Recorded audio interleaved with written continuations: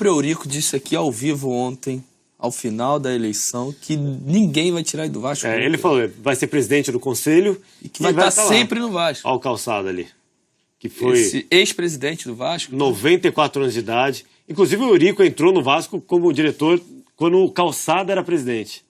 Mas só para explicar, como o Brant venceu aquela eleição, que é indireta, foi explicado ali na reportagem, ele tinha então pelo menos 120. Só que desses 120, como ele tinha se associado ao Alexandre Campelo, que era de outra chapa, era meio a meio, eles tinham acordado que cada um botaria 60 conselheiros. Mas digamos que ele chegou nesse momento com 120 votos até essa ruptura com o Campelo. E ele recebeu 88 votos, somando os 60 que o apoiavam até o fim, espero, que não tenha tido uma traição ali dentro também, e mais 28 ali daqueles beneméritos, grandes beneméritos. Ele ganharia, né? Vitalícios.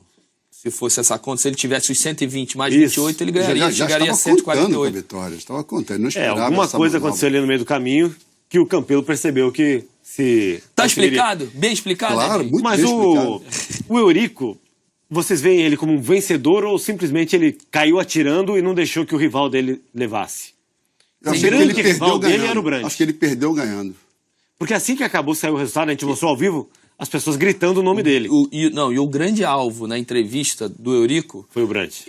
Não sei nem se é entrevista, né? Porque ninguém consegue fazer uma pergunta a ele. Ele fala o que ele quer. Fala o que quer.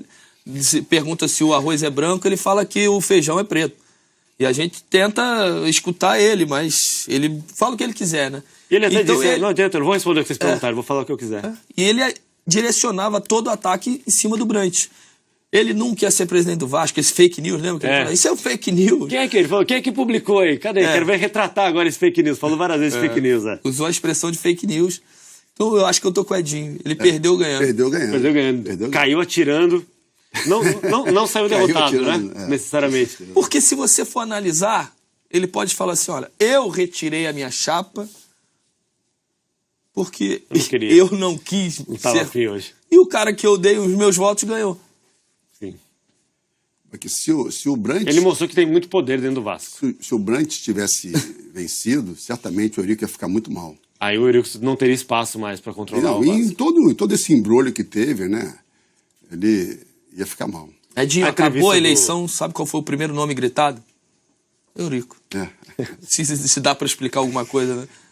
Aí uma repórter até pergunta pra ele, né? Por que gritaram o seu nome? Antes de você nascer já gritavam o meu nome aqui. Pro bem ou pro mal ele tá falando, né? Gritam me elogiando e me criticando. Essa entrevista do Campelo que a gente mostrou foi hoje. Ele convocou a imprensa pra falar como presidente do Vasco da Gama hoje à tarde, ele vai ser empossado segunda-feira. A gente separou agora um outro trecho em que ele fala justamente sobre a não participação do Eurico na nova gestão. Nós fazemos oposição já desde a eleição anterior, sempre como oposição. Eu não precisei de fazer nenhum tipo de acordo com o Eurico.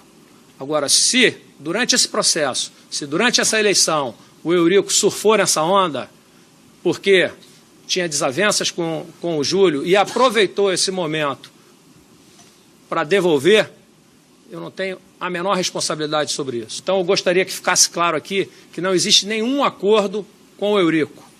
Não existe nenhum membro da nossa chapa oriundo da atual gestão. E nem haverá no nosso executivo nenhum membro que esteja ligado à atual gestão. Bom, importante essa declaração dele. Eu só queria dizer o seguinte, que no mínimo ele aceitou, isso ele tem que reconhecer, que ele aceitou o apoio do Eurico. Assim, ó, não é minha culpa se o Eurico surfou nessa onda contra o outro... Acho que aí já disse tudo. Só que ele também surfou na onda da força do Eurico, né? Para receber essa quantidade de votos. Ele precisou do Eurico para se eleger. Sem dúvida nenhuma. Então, ele pode até falar que não tem acordo, que não houve nenhum acordo. Que não pediu apoio. Mas até para ele romper no último dia e para apresentar a chapa dele como presidente do Vasco da Gama, ele sabia que estava acontecendo manobras ali diferentes para que ele pudesse usar o poder do Eurico para juntar os votos necessários para se eleger presidente do Vasco da Gama. Politicamente ele soube manobrar ali com muita inteligência. Só para dizer, para reforçar que em 120 anos de história do Vasco, nunca tinha acontecido da chapa eleita naquele, vamos chamar de primeiro turno da eleição, que é uma eleição indireta, eleita nas urnas pelos associados, perder na hora da votação do Conselho. Isso é a primeira vez, isso é inédito. por isso que chama tanta atenção, por isso que tanta gente se sentiu traída. Vamos parar mais uma vez aqui no Troca de Passe, falar de campeonato paulista depois do intervalo. São Paulo estreou com seu time titular, Diego Souza jogou, Cueva também, a rapaziada toda entrou em campo, mas gol não teve. Foi muito 0x0. Muito 0x0. O lance mais perigoso, o Rodrigo Caio salvou em cima da linha. Belo lance do Rodrigo Caio. Para defender o jogo, 2 gols anulados que a gente vai mostrar se corretamente ou não. Teve um pênalti também, no meu modo de ver. Teve um pênalti. A gente vai analisar isso daqui a pouquinho, depois do intervalo.